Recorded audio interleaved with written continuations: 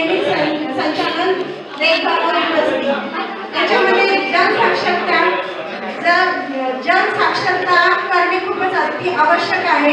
त्यामध्ये आपण शाळेतील मुलांकडून आपण जनजागृती करू शकतो। प्रत्येक ग्रामसभेमध्ये सर्वांना आवाहन करू शकतो। आपल्या कचऱ्याच्या गाडीमध्ये सुद्धा एक स्लोगन मार्फत गावातील जसे पोस्टर स्लोगन लिहितो आपण, त्या मार्फत आपण जनजागृती करू शकतो।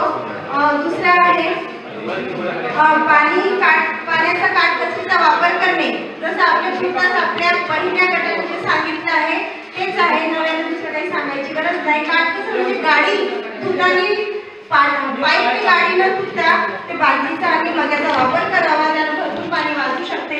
आंघोळ करताना शावरचा वापर करू नये, बकेट आणि बादलीचा वापर करायचा। आणि पाणी शुद्धीकरण करणे म्हणजे पाणी शुद्ध करणे, ब्लिचिंग पावडर टाकलेलं आहे किंवा नाही आहे।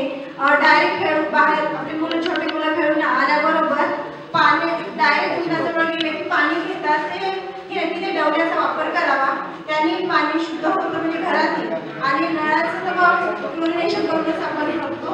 त्यानंतर पाण्याचं पुनर्भरण आणि पुनर्वापर हे दोनही पुनर्वापर समजा आपण शोषखड्डेच्या मार्फत पुनर्भरण करू शकतो आणि त्यानंतर पाणी शुद्ध करू शकतो।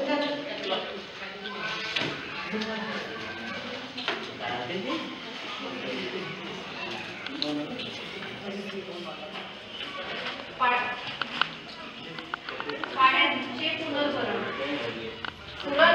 पुनर्भरण म्हणजे जे आपल्या घरावरचं शहराचं पाणी असते ते पाणी पावसाचं पाणी वाया न जाता